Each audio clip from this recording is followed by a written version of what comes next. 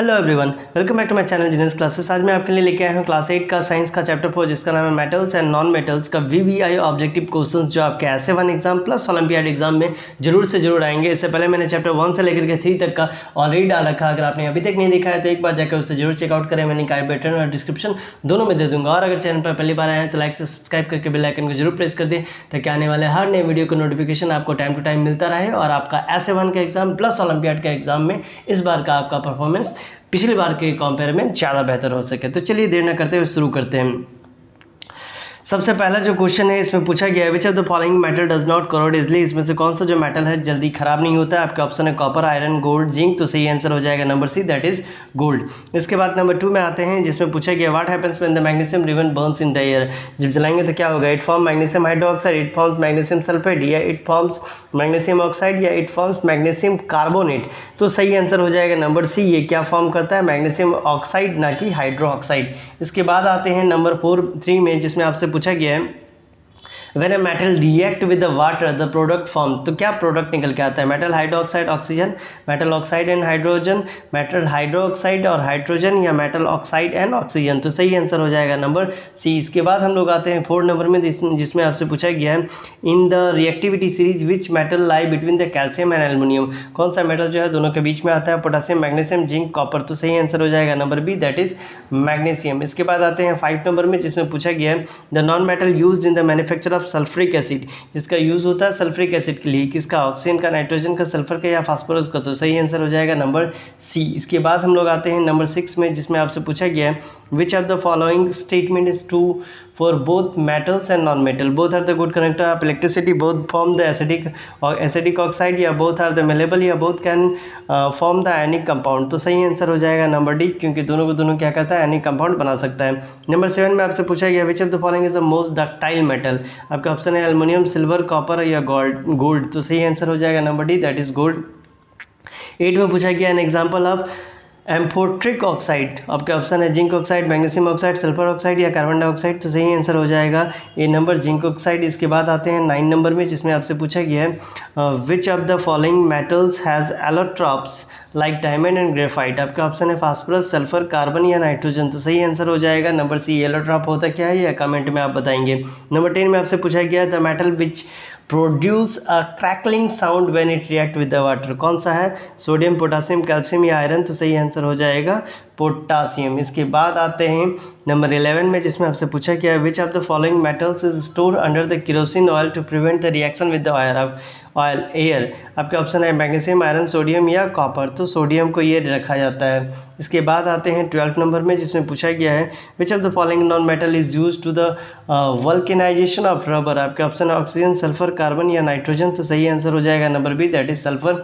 इसके बाद आते हैं हम लोग 13 नंबर में जिसमें पूछा गया है which metal does not react with the cold and hot water but react with the steam. कौन सा ऐसा, पोटासियम, जिंक, एल्युमिनियम, कॉपर। तो सही आंसर हो जाएगा number B, that is zinc. इसके बाद हम लोग आते हैं 14 नंबर में जिसमें पूछा गया which of the following statement is incorrect regarding non metals.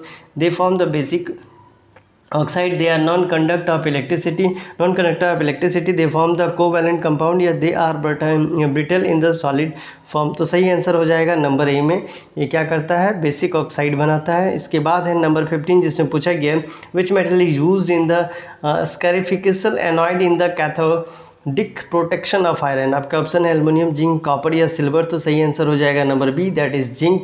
इसके बाद हम लोग आते हैं नंबर 16 में जिसमें आपसे पूछा गया the most electropositive element in the periodic table. कौन सा है भाई, सोडियम, पोटासियम, लिथियम, या कैल्शियम। तो सही आंसर हो जाएगा number D, that is calcium. इसके बाद हम लोग आते हैं 17 नंबर में जहां पूछा गया which metal is extracted from the bauxite. कौन सा मेटल है, मैग्नीशियम, आयरन, एल्युमिनियम, या जिंक। तो सही आंसर हो जाएगा number C, that is aluminium.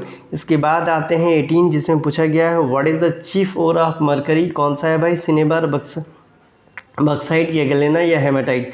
तो सही आंसर हो जाएगा number A, that is cinnabar. इसके बाद आते हैं 19 नंबर में पूछा गया which of the following metals can be cut with a knife.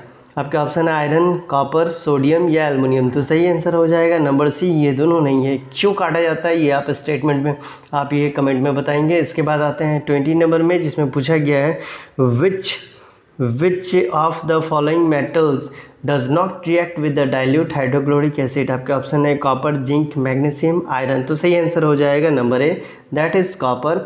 इसके बाद हम लोग आते हैं 21 नंबर में। पूछा गया which of the following non metal is used as a reducing agent in the extraction of metal. Option है ऑक्सीजन, सल्फर, कार्बन या नाइट्रोजन। तो सही आंसर हो जाएगा number C, that is carbon.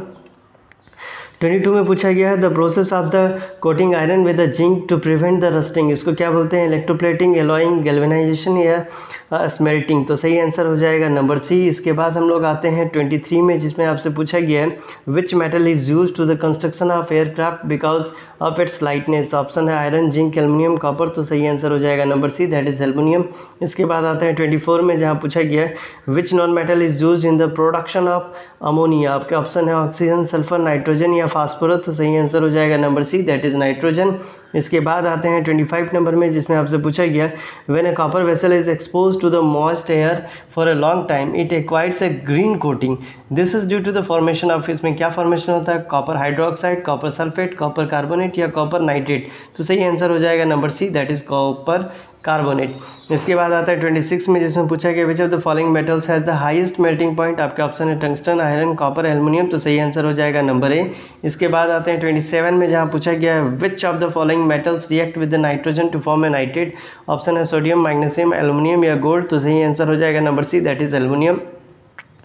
इसके बाद आते हैं 28 में, जहाँ पूछा गया which of the following non metal conduct electricity. Option है फास्फोरस, सल्फर, ग्रेफाइट या आयोडीन। तो सही आंसर हो जाएगा number C, that is graphite.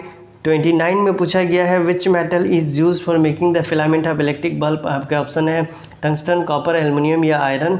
तो ए नंबर हो जाएगा। ये जो येलो वाला बल्ब पहले होता था उसके लिए है, ना कि अभी जो आपका बल्ब मिलता है वो। अभी वाला जो बल्ब आपके घरों में लगा हुआ उसको क्या बोलते हैं, आप ये कमेंट में बताएंगे।